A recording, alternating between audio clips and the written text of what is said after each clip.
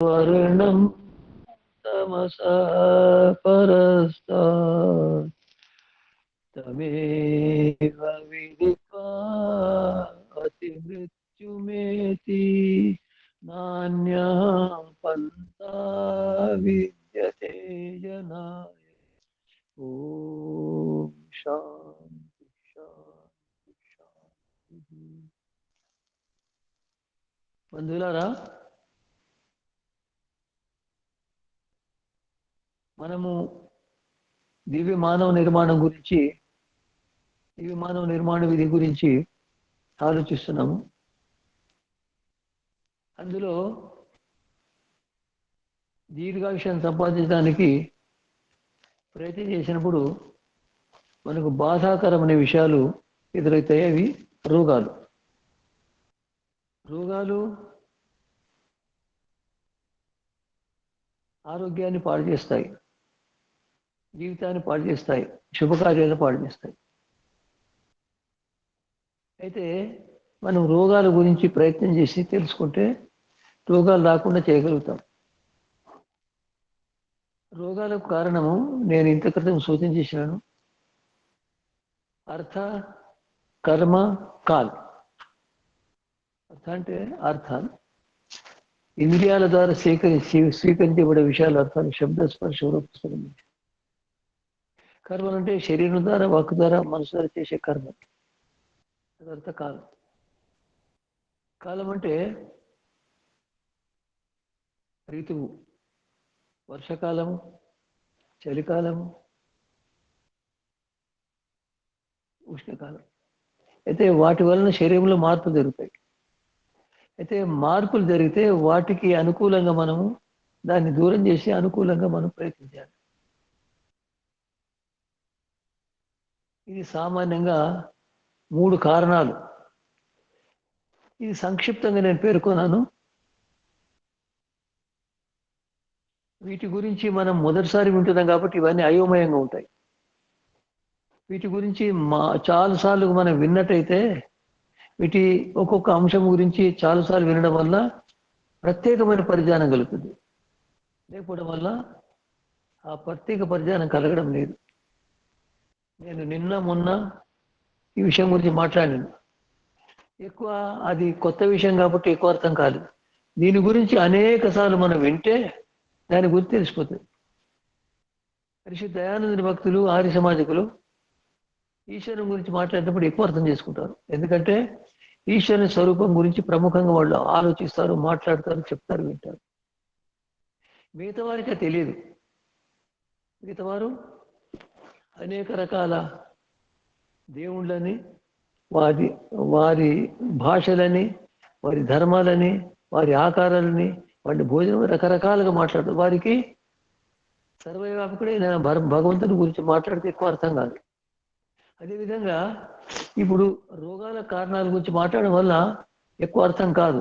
కానీ నిరంతరం మనం ఈ విషయం పైన మాట్లాడుతుంటే, వింటూ ఉంటే విషయాలు ఎక్కువ అర్థం.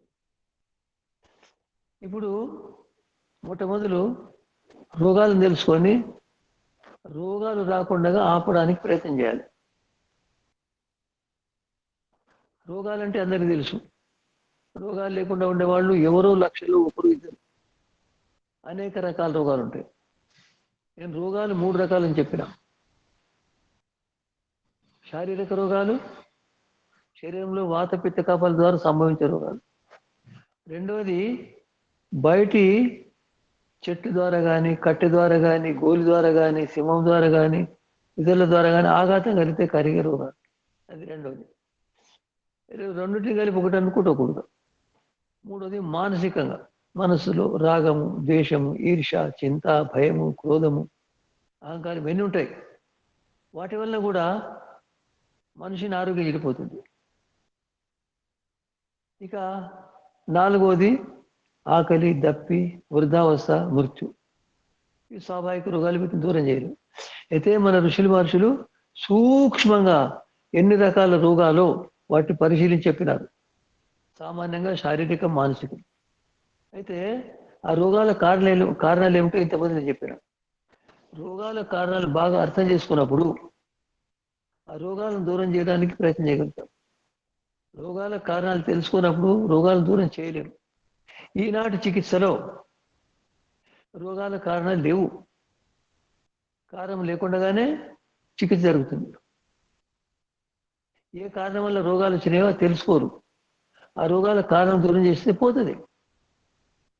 ముళ్ళు విరిగింది కాలుకు, ముళ్ళు గుచ్చుకుపోయింది, అయితే దానివల్ల నొప్పి అవుతుంది. దాన్ని దూరం చేయాలంటే ఏం చేయాలి? కాలుకు విరిగిన ముళ్ళును తీసి పారేయాలి. అదొకటి ఉపాయం. అదేవిధంగా శరీరంలో సంభవించిన రోగాలకు కారణాలు తెలుసుకొని వాటిని దూరం చేసేస్తే రోగాలు దూరం అయిపోతాయి. దాన్ని మనం చికిత్స అంటాం. చికిత్స 3 విధాలు. ఒకటి దైవ విపాశ్రయం, రెండోది యుక్తి విపాశ్రయం, మూడోది సత్వావజయం. అంటే దైవ విపాశ్రయం అంటే దైవిక చికిత్స, దైవీ చికిత్స. దైవీ చికిత్స మనకు తెలియదు. అంతకంటే ముందు మనం ఒకటేం తెలుసుకుంటే, ఒక వ్యక్తి ఈనాడు జన్మించినాడు, ఒక వ్యక్తి 10 దినాల వ్యక్తి, ఒక అతడు 2 ఏళ్ల వ్యక్తి, ఒక అతడు 3 ఏళ్ల వ్యక్తి, ఒక అతను 10 ఏళ్ళు. అంటే మనిషిని వయస్సు ఉంటుంది. అతడు 10 దినాల పిల్లవాడా, 20 దినాల పిల్లవాడా, 2 ఏళ్ల పిల్లవాడా, 12 ఏళ్ల పిల్లవాడా, 25 ఏళ్ల యువకుడా, 70 ఏళ్ల వృద్ధుడా, 90 వయసును బట్టి అతన్ని గుర్తిస్తాం. అదేవిధంగా రోగానికి వయస్సు ఉంటుంది, మనకు తెలియాలి. రోగానికి వయసు ఎట్లుంటుంది? అది ఇప్పుడు ప్రారంభమైందా, ఒక నెల క్రితమా, 6 నెలల క్రితమా, సంవత్సరం క్రితమా, జన్మంతో వచ్చిందా? ఇవన్నీ పరిశీలించకుండా చికిత్స చేస్తే సాధ్యం కాదు. అయితే మన ఋషులు మహర్షులు వీటి గురించి చాలా సూక్ష్మంగా పరిశీలించి చెప్పినారు. వీటి చికిత్స 3 విధాలు. రోగం ఆరంభ స్థితిలో ఉంటే రోగమాదో పరీక్షిత తతో అనంతరం ఔషధం. అయితే అణురీప్రథము రోగ పశ్చాది అంటే రోగం ఒక చెట్టు, మర్రి చెట్టు ఉన్నది మనకు అనిపిస్తున్నది. ఎంత ఉన్నదంటే దాని నీడలో 200 మంది కూర్చుండి హాయిగా ఉండగలుగుతారు. ఎండ నుండి రక్షణ పొందుతారు. అయితే ఆ మర్రి చెట్టు ఈనాడు మనకు 200 మందికి నీడ ఇస్తుంది. అంటే మధ్యాహ్నంలో. అది ఇప్పుడు పెట్టిన చెట్టు కాదు, అది ఏ 100 ఏళ్ల క్రితం పెట్టిందో. అదేవిధంగా రోగాల వయసును పరిశీలించాలి.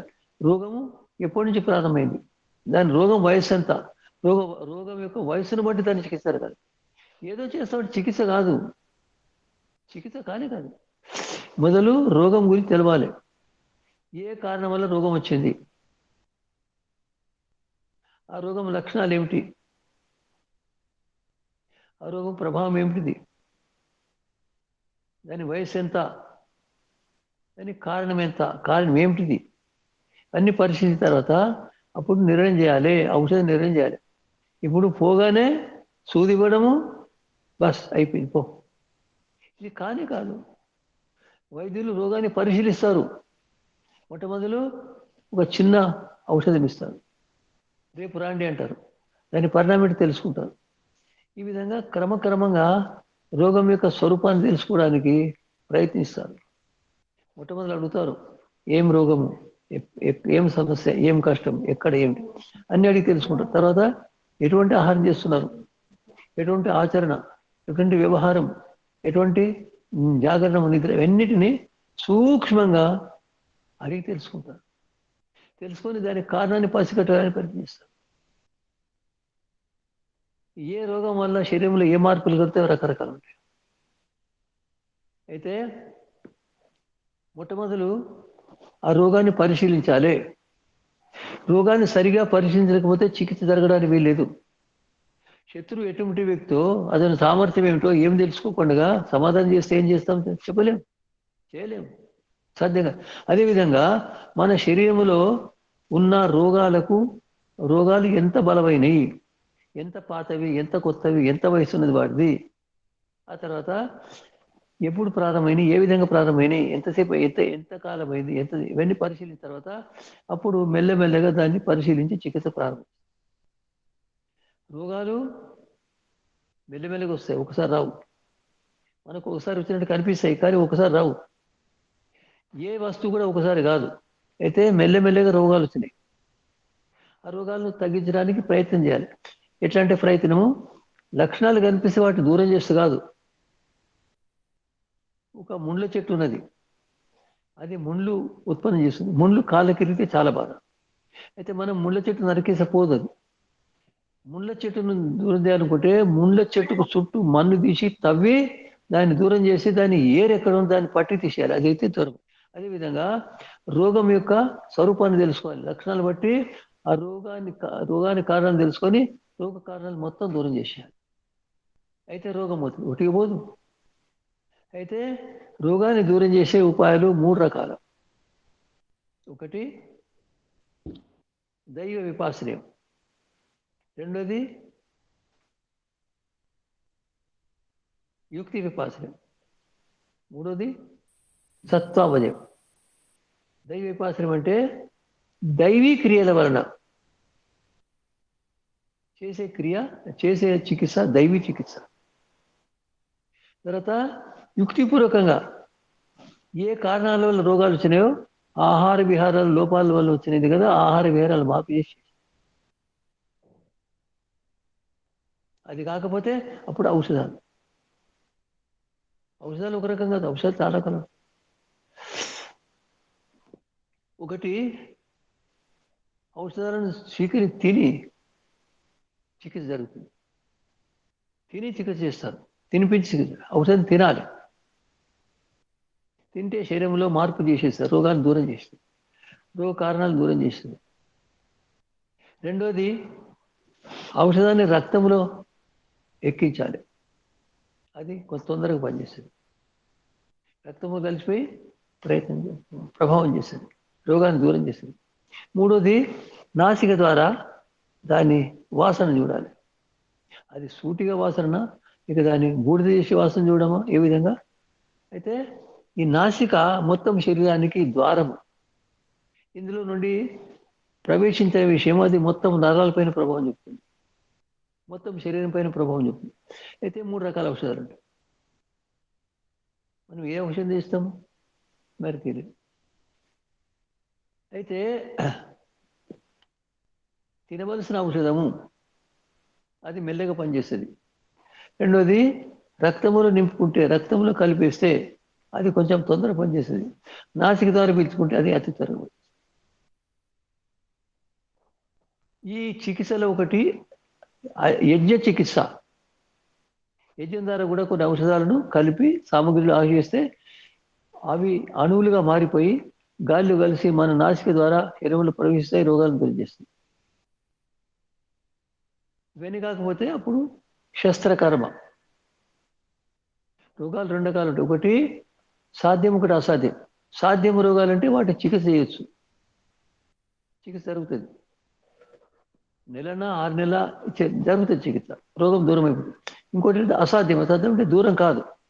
ఆ దూరం కాని రోగాలు కూడా 2 రకాలు ఉంటాయి. ఏమిటంటే ఒకటి చికిత్స చేస్తే అది అంతే ఉంటుంది, పెరగదు, తగ్గదు, అంతే ఉంటుంది, అది పెరగదు, తగ్గదు. అది ఇంకోటి ఏంటంటే అది సమాప్తం చేస్తుంది, సమాప్తం, అసాధ్యం ఉంటుంది. అయితే మన శరీరంలో ఉండే రోగాలు ఏ స్థితిలో ఉన్నాయి వాటి పసిగట్టాలి, పసిగట్టి ఆ విధంగా చికిత్స చేయాలి. అయితే ఈ విధంగా మనము యుక్తి విపాసనము, దైవీ విపాసనం, యుక్తి వ్యసనం, సత్వం. అంటే దైవీ విపాసనం అంటే దైవీ చికిత్స. దైవీ చికిత్స అంటే ఏంటిది? అతడు అనేక రకాలుగా అంటే వేదం నుండి మంత్రాలు చదవడం, స్వస్తి వాచనం, సంస్కార విధులు స్వస్తి వాచనం ఉన్నది. దాంట్లో స్వస్తి స్వస్తి స్వస్తి అనే మంత్రాలు, అవి అర్థసహితంగా చదివితే మన మనసులో మార్పు వస్తుంది. రోగము ఆరంభంలో, రోగం ముదిరిపోతే దీంతో సమాధానం కాదు, కొంచెం అవుతుంది అంతే. అయితే రోగం యొక్క వయసుని బట్టి మనం మొట్టమొదటి ఏం చేయడం అంటే, ఆరంభ స్థితిలో ఉంటే స్వస్తి వాచనం అంటే ఉత్కృష్టమైన గ్రంథాలు చదవడం. దానివల్ల మన మనసులో మార్పు వస్తుంది, దానివల్ల శరీరంలో మార్పు వస్తుంది. మనం సంతోషపడ్డప్పుడు శరీరంలో ఒకే విధంగా మార్పు వస్తుంది, రక్త సంచారంలో వేరే మార్పు. ఆ తర్వాత క్రోధం వచ్చినప్పుడు వేరే రకంగా మారు, భయమైనప్పుడు వేరే రకంగా మారు. మన భావాల వలన మన శరీరంలో ఏ విధంగా మార్పులు జరుగుతాయో అదే విధంగా దాని చికిత్స అవసరం ఉంటుంది. అయితే అతడు స్వస్తివాచనం అంటే ఋషులు రచించిన పుస్తకాలు చదవడం లేదా వేదాలు చదవడం, వాటి ద్వారా ఉత్కృష్టమైన భావాలు నింపుకోవడం, ఆ భావాలు రోగాలను దూరం చేస్తాయి. ఇది ఒకటి. రెండోది సంధ్య. సంధ్య అంటే ఈశ్వరోపాసన, వేద మంత్రాల ద్వారా భగవంతుని స్తుతి, ప్రార్థన, ఉపాసన. నిరంతరం వేద మంత్రాలు చదివి మనం సంధ్య చేస్తుంటే వేద మంత్రాల యొక్క అర్థాన్ని దృష్టిలో ఉంచుకొని సంధ్య చేసినప్పుడు దానివల్ల లాభం అవుతుంది. ఒక్కోసారి అసాధారణమైన బలం వస్తుంది. శ్రీ దయానందుడు శాస్త్రార్థం చేయవలసిన నాడు ఉదయం ఎక్కువ సమయం ఉపాసన చేసేవాడని చరిత్ర వస్తుంది. అయితే ప్రతిదినము 2-2.5 గంటలు చేసేవాడు ఉపాసన. ఆనాడు ఎక్కువ చేసేవాడు, ఎందుకంటే అక్కడ పోయిన తర్వాత రకరకాల వ్యక్తులు మాట్లాడితే రాగద్వేషాలు అయ్యే అవకాశం ఉంటుంది. రాగద్వేషాల సమయంలో కూడా ప్రశాంతంగా ఉంటాడు, గంభీరంగా. దానివల్ల వస్తుంది ఈశ్వరోపాసన. ఎవరైతే ఈశ్వరోపాసన చేస్తారో వారికి ఒక విధంగా బాధలు తక్కువైపోతాయి, బలం వస్తుంది, ఉత్సాహం వస్తుంది. అదొక రకమైన చికిత్స. రెండోది దానము. మానవుడు దానం చేసేస్తాడు, మనకు తెలియదు. మన దేశంలో దానం ఒక పెద్ద పవిత్రమైన. అయితే దానం చేస్తాడు. దానం ఏ విధంగా దానం? ఒకరు రూపాయలతో దానం చేస్తారు, ఒకరు విద్యాదానం, ఒకరు ధనదానం, ఒకరు భూమి దానం, ఒకరు గోదానం, ఒకరు అనేక రకాల దానం. జల ఎండాకాలంలో నీటి దానం చేస్తారు, జలదానం, అన్నదానం, గోదానం, భూదానం, వస్త్రదానం, ధాన్యదానం, బంగారు దానం, నెయ్యి దానం, అనేక రకాల దానాలు ఉంటాయి. దానాలు చేస్తుండాలి, ఎవరి దగ్గర ఎదుంటే దాన్ని. ఒకవేళ విద్య కనుకుంటే విద్యాదానం చేయండి, డబ్బులు తీసుకోకండి. విద్యాదానం చేస్తే ఒక విధమైన మనకు బలం వస్తుంది, ఆ బలంతో రోగాలు దూరం అయిపోతాయి. పరీక్షణ చేయండి. ఇది చికిత్సా శాస్త్రం ఉన్న విషయం చెప్తాను. చికిత్సా శాస్త్రంలో అంత సూక్ష్మంగా పరిశీలించి రాసినది కాబట్టి చెప్తాను. అటువంటి దానం ద్వారా మనుషుని రోగాలు దూరం అయిపోతాయి చెప్తారు. ఒక దానం చేసామంటే ప్రాణదానం అంటే ఒకరికి మన జీవితం అర్పించడం. భగత్ సింగ్ తన జీవితాన్ని అర్పిస్తే దేశం నుండి ఆంగ్లేయులు పారిపోతారు, దేశం పారతంత్రాన్ని దూరం చేసుకొని స్వతంత్రమైతని కోరినాడు. అందుకొరకు నవ్వుతూ నవ్వుతూ ప్రారంభించాడు. అతనికి ఒక విధమైన బలం వచ్చింది. నేను విన్నాను, ఎంతవరకు నిజమో నాకు తెలియదు, కానీ ప్రతి వారానికి ఒకసారి వారు శరీరాన్ని జోకి చూస్తారు, తూకం చేస్తారు. ఒకవేళ బలం తక్కువైతుంటే, బరువు తక్కువైతే చూస్తారు, పరిశీలిస్తారు. ఆయన బరువు పెరిగేదట, ఎంతవరకు పెరిగింది నాకు తెలియదు. అయితే ఎందుకంటే నేను నా జీవితాన్ని దానం చేసేసి నేను దేశ ప్రజలను స్వతంత్రం చేయడానికి ప్రయత్నిస్తానని ఆనందం వచ్చింది. అదేమిటి? దానం, జీవన దానం. ఆ విధంగా దానం ద్వారా కూడా మనుషుల రోగాలు దొరుకుతుంది. సత్సంగం ద్వారా రోగాలు దొరికిపోతాయి.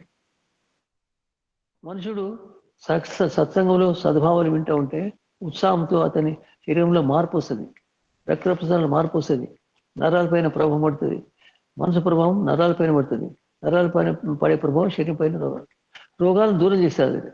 చేసి చూడవలసిన విషయం.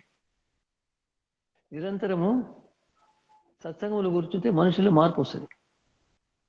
ఉదాహరణ చెప్తాను. సత్సంగం అంటే సతాంసంగ సత్సంగ అంటే సత్పురుషులతో సహవాసం. మనకు మిత్రులు ఉంటారు, మిత్రులతో కలవడం సహవాసం. సంగతి, సత్సంగతి, సత్సంగం. నన్ను ఏమవుతుంది?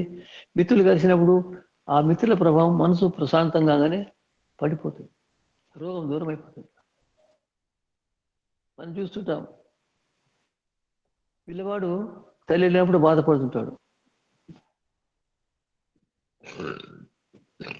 చిన్నపిల్లలు తల్లి లేకుంటే బాధపడుతుంటారు, తల్లి కనిపోతే కదా సంతోషం. తల్లి పైన పడతారు, ఆడుకుంటారు, తల్లి సంతోషం ఇస్తుంది, తల్లి ఉత్సాహం ఇస్తుంది. ఆ తల్లి సంతోషం వల్ల, తల్లి సాంగత్యం వల్ల పిల్లవాళ్ళ రోగాలు దూరం. చేసి చూసేవలసిన విషయం. చేసి చూడొచ్చు. అదేవిధంగా భగవంతుని ఉపాసన నిమగ్నమైతే అసాధారణమైన వస్తుంది. ఋషి దయానందుడు ఉపన్యాసంలో అప్పుడప్పుడు చెప్పేవాడు, कोई व्यक्ति मेरी उंगली को बत्ती बनाकर जला देगा तो भी मैं सत्य बोलूंगा. ఎంత ఆత్మబలం చెప్పండి. मेरी उंगलियों को बत्ती बनाकर जलाएंगे కొవ్వొత్తిలాగా కాల్చినా కూడా నేను సత్యం మాట్లాడు అనేవాడు. दयानंद की आत्मा को बिठाने वाले संसार में नहीं होगा तब तक सत्य बोल అంటే దయానందుని ఆత్మను చంపే మనుషులు ప్రపంచంలో ఉత్పన్నం కాంతవరకు దయానందుడు సత్యం మాట్లాడతాడంటే ఎంత బలం. ఈశ్వరోపాసన వల్ల ఆత్మ నిత్యమని తెలిస్తే బలం వస్తుంది. ఆత్మ నిత్యమని తెలిసినప్పుడు ఏం భయం ఉండదు. భయం లేకపోతే శరీరంలో మార్పు వస్తుంది. అది ఈశ్వరోపాసన వల్ల. అయితే తల్లిని చూసినప్పుడు పిల్లవానికి ఎంత సంతోషం అవుతుందో, ఆ సంతోషం వల్ల రోగాలు ఏ విధంగా దూరం అవుతాయో అదేవిధంగా భగవంతుని ఉపాసన వలన రోగాలు దూరం అవుతాయి. ఇది ఒకటి. ఇక తర్వాత ఉపవాసం. ఉపవాసం అంటే సామాన్యంగా భోజనం వదిలిపెట్టి అనుకుంటాము, అది కూడా అయితే ఉండొచ్చు. కానీ ఉపవాసం అంటే అంటే దగ్గర, వాసం అంటే పవిత్రమైన భావాలను నింపుకునేవి, దాని పేరు ఉపవాసం. పవిత్రమైన భావాలు నింపుకుంటే అపవిత్రమైన భావాలు దూరం అయిపోతాయి. అపవిత్రమైన భావాలు నింపుకుంటే రాగము, ద్వేషం ఇవన్నీ వస్తాయి, శరీరం పైన ప్రభావం చేస్తాయి. పవిత్రమైన భావాలు నింపుకుంటే దానం చేయడం, పరోపకారం చేయడం, న్యాయం చేయడం ఇవన్నీ వస్తాయి కదా. అప్పుడు శరీరంలో మార్పు వస్తుంది, రోగాలు దూరం అయిపోతాయి. ఇదే విధంగా స్నానం వల్ల కొన్ని రోగాలు దూరం. పూర్తి ఉదాహరణ చెప్తాను. పూర్తిగా మనుషుడు దినమంతా పనిచేసి ఎండలో పనిచేసి అలసిపోయినాడు.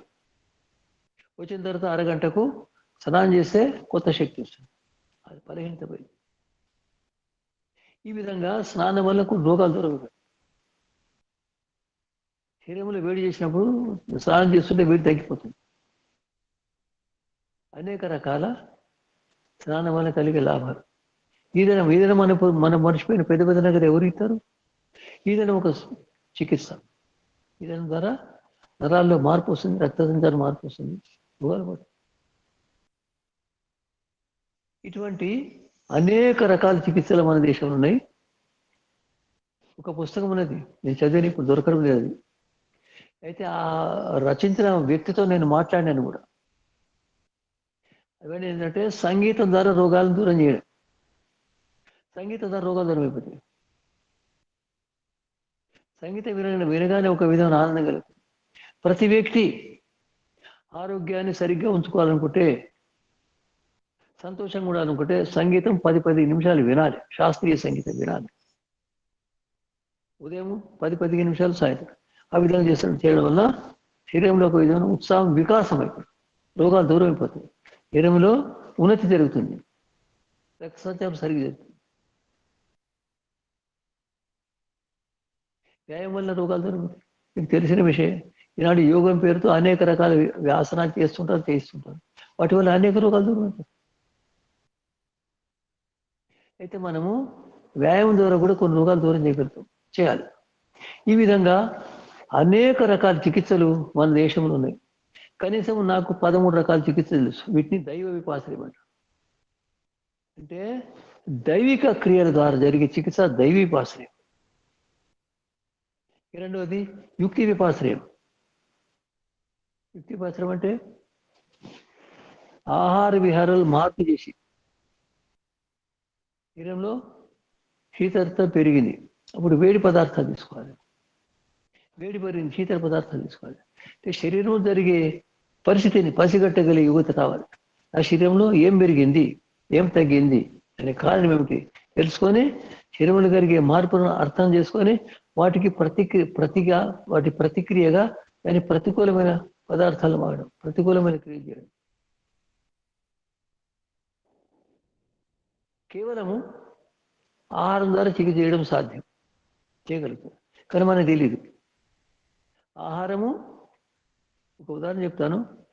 ఒక వ్యక్తికి రోగం ఉన్నదనుకోండి, అతనికి ఔషధాలు తీసుకోవడం అవసరం, సరే.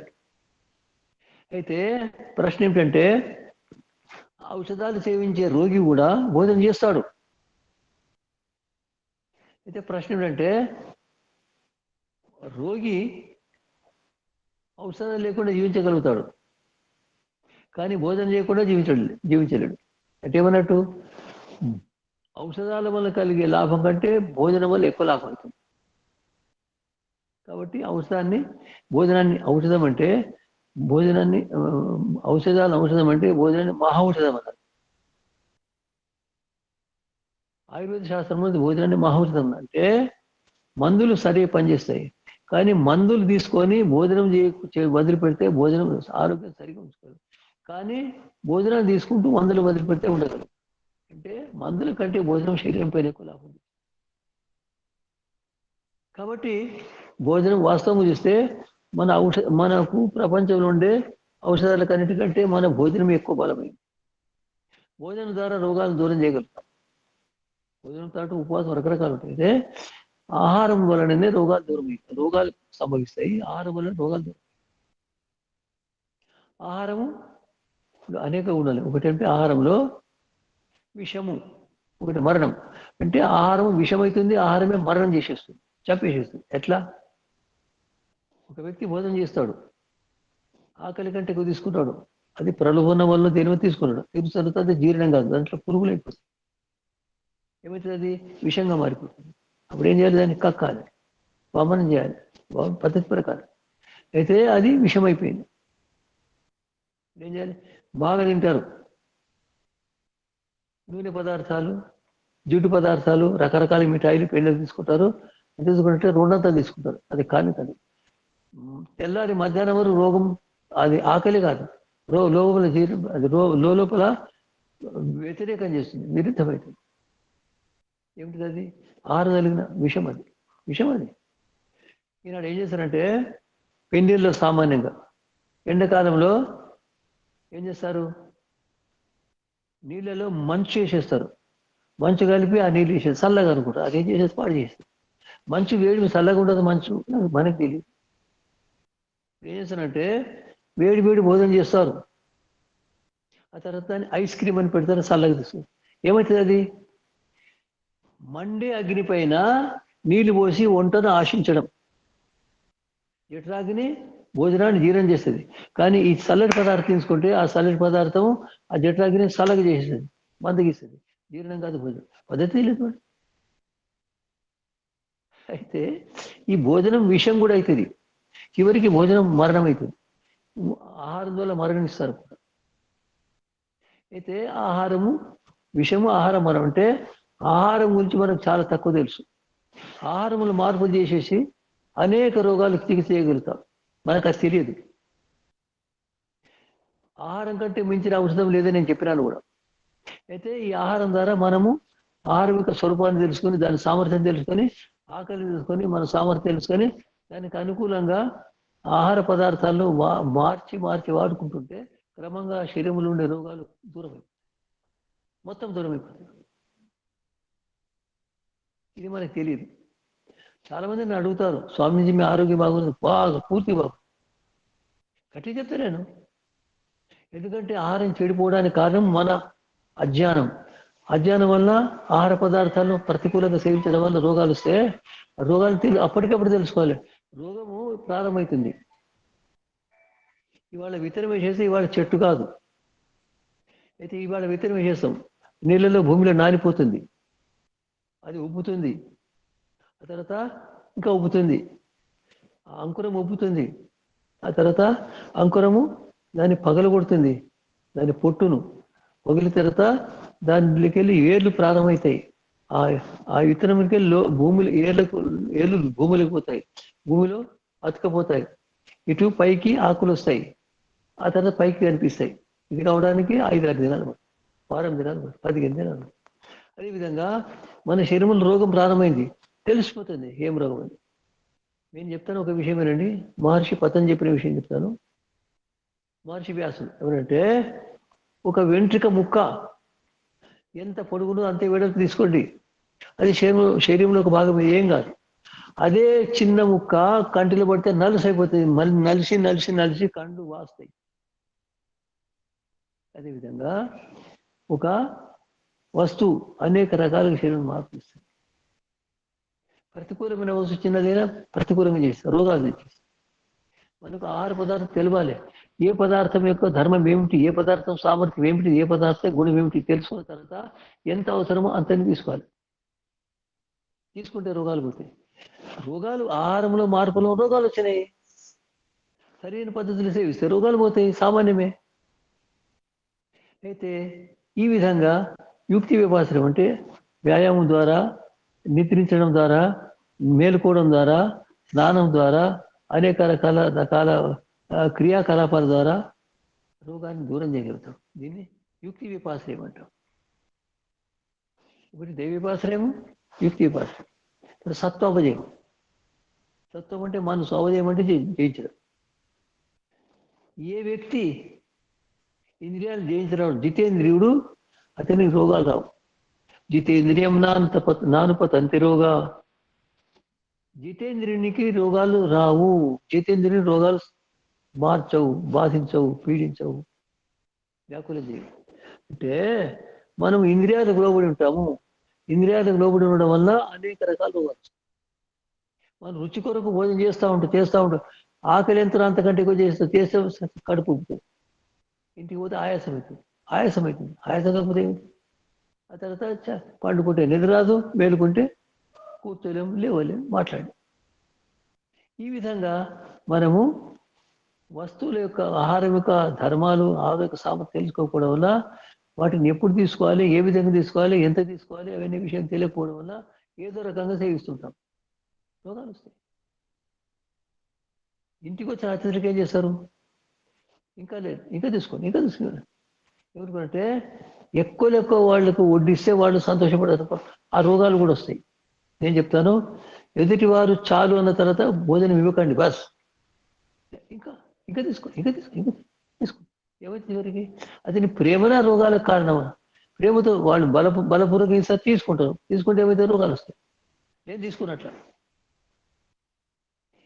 మనం భోజనం వాళ్ళు వడ్డించడానికి తీసుకోకపోతే అపమానం. తినాలి. మరి మీరు దేవునికి భయపడతారా లేక రోగాలకు భయపడతారా? దేని భయపడరు. ఒక అతను ఒకసారి గోరఖ్పూర్ పోయినా, ప్రచారానికి పోయినా, దాదాపు 48 ఏళ్ళ క్రితం. అయితే అక్కడ ఒక పెద్ద మనిషి, ఆర్య సమాజికుడు, మధ్యాహ్నం భోజనాన్ని పోయినా భోజనం భోజనం వడ్డిస్తున్నాడు. నేను చెప్పినాను, బస్ చాలు అన్న తర్వాత మళ్ళీ లోపలి పోయి రొట్టె మంచిది మెత్తది తెచ్చి తను నెయ్యి వేసేసి, స్వామిజీ చోటి అనుకుంటే పెట్టి. సమస్య, నా తల్లిలో రొట్టె ఉంచినాడు, ఆయన వడ్డించినాడు. నేను తినాలా తినకూడదు, నా సమస్య. ఆయన సమస్య అయిపోయింది బాబు. నేను చూసినాడు. నేను ఏమన్నా చాలు అన్నా. ఒకవేళ నేను ఇంకా రొట్టె తీసుకుంటే నా అబద్ధం మాట్లాడు. రొట్టె చాలని చెప్పిన తర్వాత మళ్ళీ తీసుకుంటే నేను అబద్ధం మాట్లాడవాడిని అయిపోతా.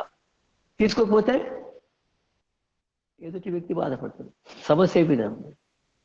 ఏం చేయాలి? పక్క పెట్టేసింది బస్. ఆయన ముఖం చిన్నగా అయిపోయింది. నేనేం చేసిన, నువ్వే చేసినావు, నీ తప్పు లేదు, బాధపడు. మళ్ళీసారి కనుక ఆయన కలిస్తే మళ్ళీ ఎక్కువ చేయడు, ఎంత చెప్తే కనుక వదిలి. మన ఇంట్లో ఉంటే ఇంకా తిను ఏం తినవు, నువ్వు ఏం తినడం లేదా? జ్వరం వస్తే పిల్లలకు తిను తినకపోతే ఆరోగ్యం తిండిపోతుంది. ఎట్లుంటావు? బలం పోతుంది. అదే తింటే బలం పోతుంది. రోగం వస్తే తింటే మనకేంది అంటే, మన తల్లులు ఆరోగ్య విద్య చదివి ఉండాలి, ఆయుర్వేద చికిత్స చదవాలి, వాడు తప్పనిసరి. ఎందుకంటే వారి చేతుల్లో, ఇంటిలో ఉండే వాళ్ళ మొత్తం ఆరోగ్యం చేతిలో ఉంటుంది. వారు తెలుసుకోకపోతే రకరకాలుగా భోజనం చేస్తూ ఉంటే ఆరోగ్యం చెడిపోతే వాళ్ళు రోగులు, వీళ్ళు రోగులు.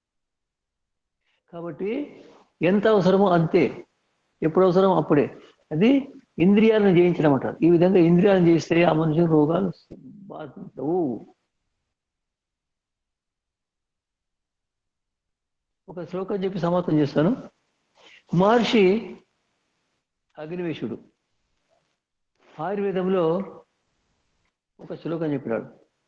ఇక్కడ బ్రహ్మచారులు ప్రతిదినం భోజన సమయంలో చదువుతారు. నరోహితాహార విహార సేవి సమీక్షకారి విశేష సక్త దాత సమసత్యపరక్షమవాన్ ఆప్తోపసేవి చ భవతి రోగ. అంటే రోగరహితుడు ఎవడంటే చెప్పినాడు హితాహారసి అంటే మన శరీరానికి ఏ ఏ భోజనం హితకరము అది తీసుకోవాలి. ఏ భోజనం హితకరము?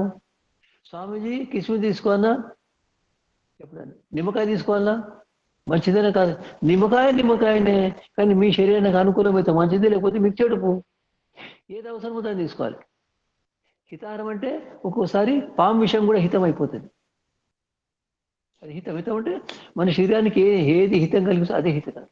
హితకరం అంటే హల్వా కాదు, రొట్టెలు కావు, అన్నం అది కాదు. హితకరం అంటే ఏది శరీరం నుండి రోగాలు దూరం చేయగలుగుతుందో, ఏది ఆరోగ్యాన్ని ఇవ్వగలుగుతుందో అదే హితకరం. హితాహార విహారం, హితకరం విహారం చేయాలి. హితకరం విహారం అంటే రాత్రికి 10, 11, 12 గంటల పడుకుంటారు. పరీక్షలు పొద్దున 6, 7 గంటలు వేస్తారు. చదువుకునే సమయం పొద్దున. అప్పుడు రాత్రిలో 2 గంటలు చదివిన చదువు పొద్దున 1 గంటలు వస్తుంది. కానీ సంయమం లేదు. రాత్రిలో పక్కన చదువుతా పోతారు, ఛాయ్ తాగుతా పోతారు, చదువుతాం. ఏమవుతుంది? అహితకరం, సరి అయిన విహారం కాదు. రాత్రి పండుకోవాలి, పొద్దున్న లేవాలి. ఇష్టం ఉంటే 2 గంటలు లేవండి, చదువుకోండి. 9 గంటల పండుకు 2 గంటలు లేవండి. మళ్ళీ అవసరం ఉంటే అరగంట పండుగ. ఇప్పుడు ఫస్ట్ సరిపోతుంది. ఏ విధంగా ఎప్పుడు ప్రతిదినం సామాన్యంగా మనుషులు 3 లీటర్ల నీళ్ళు తాగాలి దినమంతా. తాగొచ్చు. ఒకరొకరైతే దాహం అయితే తాగితే లేదు బాస్, వాళ్ళ కడుపు సాఫ్ కాదు, శుద్ధి కాదు, కోశ శుద్ధి కాదు. సరైన పద్ధతి నీళ్ళు తాగాలి. నీళ్ళు తాగితే కోశ శుద్ధి అయిపోతుంది, వేడి తగ్గిపోతుంది. పొద్దున నీళ్ళు తాగని ఇక్కడ తెలియదు కదా. మూత లేపగానే నోరు కట్టుకోవాలి, లఘుశంగి చేసి రావాలి, చేతులు కట్టుకోవాలి, ముక్కు కట్టుకొని నీళ్లు తాగాలి. ఏ నీళ్లు? తాజా నీళ్ళు. లేదంటే వేడి చేసుకొని తాగాలి. మన శరీరం ఎంత వేడి ఉంటుందో అంతే వేడి నీళ్ళు తాగాలి. ఏమవుతుంది? మన కడుపు కోట్ల శుద్ధి అయిపోతుంది, అనుకూలంగా మారిపోతుంది. ఎప్పుడు కూడా మనం నీళ్ళు తాగవలసింది వేడి నీళ్ళే. మన శరీరం ఎంత వేడి ఉంటుందో అంతే వేడి నీళ్ళు తాగాలి, అంతే వేడి భోజనం చేయాలి. ఇప్పుడు అట్లేదు. దాని పేరు ఫ్రిడ్జ్ అట. ఫ్రిడ్జ్ అంటే ఏమిటిది? పదార్థాలను చల్లగా ఉంచేది. పదార్థాలు చల్లగా ఉంచుతుంది, కానీ జఠరాగ్ని కూడా చల్లగా చేసేస్తుంది. వికృతమైపోతుంది. విద్యుత్ ద్వారా దాంట్లో మార్పులు వస్తాయి. అది కాదు. ఏ విధంగా ఉంటుందో అది విధంగా మనము తీసుకునే ఆహారము మన శరీరం ఎంత వేడి అంతే వేడి ఉండాలి. కాబట్టి అదే విధంగా వ్యవహారం చేయాలి. రాత్రి నిద్రించాలి, దినములో చదువుకోవాలి, పని చేయాలి. ఆ తర్వాత సమీక్ష అంటే పరీక్షించి పనిచేస్తారు. ప్రతి పని శరీరంతో కానీ, వాక్కుతో కానీ, మనసుతో కానీ పరిశీలించి సత్యాన్ని పరిశీలించి సత్యాన్ని ఒప్పుకుంటాడు. అదే విధంగా వ్యవహారం. పరిశీలించి సత్యాన్ని ఒప్పుకొని పనిచేసేవాడు అతడు పరీక్షకారి.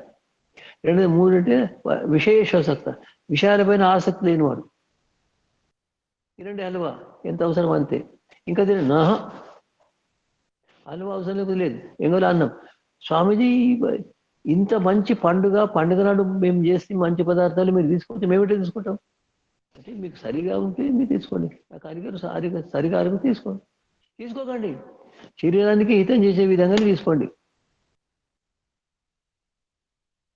విషయాలకు ఆసక్తులు కాకండి. భోజనం బాగున్నది అసలు. నాకు ఉదయం చెప్పినట్టు స్వామిజీ పిండెలలో ఒక వ్యక్తి ఒక కోడి మాంసం తింటాడు. ఒక కోడి మాంసం ఒక్కడే. ఓహో, వారిని భగవంతుడు కూడా రక్షించలేడు, ధనవంతుడు ఏం కాదు. అయితే హితకరమైన ఆహారం, విషయాలు ఆసక్తులు కాకూడదు. ఎంత ఉంటే అంతే. అది అనుకూలం కానీ, అది మధురం కానీ, ఏది కానీ ఎంత రుచికరం ఉన్నది అవసరం ఉన్నది తీసుకోవాలి. ఇంద్రియాలు జయించాలి. ఇంద్రియాలు జయించే వ్యక్తి రోగాలు రావు, ఉంటే కూడా తక్కువైపోతాయి. దానం చేసేవాడు ఎప్పటికీ దానం చేస్తాడు. ఏ సామర్థ్యం ఉంటే దాన్ని దానం చేస్తాడు. చదువు కానీ, విద్య కానీ, రూపాయలు కానీ, ధనం కానీ, బంగారం కానీ దానం చేస్తాడు. అంటే అందరి పట్ల సమాన భావం, మిత్రుల పట్ల, శత్రువుల పట్ల సమాన భావం, అందరిని ప్రేమిస్తాడు. సత్యపర, సత్యాన్ని పాటిస్తాడు. క్షమవాన్, కష్టాలు సహిస్తాడు, బాధపడడు, పరిగెత్తడు. ఆప్త పురుషులను అతడు సేవిస్తాడు. ఆప్త పురుషులు చెప్పిన విధంగా వ్యవహరిస్తాడు. అతని రోగాలు రావు. చెప్పండి. మహర్షి చెరకుడు ఒక శ్లోకం రాసినట్టే, నా రాగా అంటే భోజనం ఎటు చేయాలంటే నా రాగా, భోజనం పైన రాగం ఉండకూడదు. నాపి అభిజానం అంటే భోజనం పట్ల ఆసక్తి ఉండకూడదు, రాగం ఉండకూడదు. నాపి అభిజానం అంటే ఆహారం గురించే పరిజ్ఞానం లేకుండా ఉండకూడదు. ఆహారం గురించే పరిజ్ఞానం సరిగా ఉండాలి. ఆ భోజనం పైన ఆసక్తి ఉండకూడదు.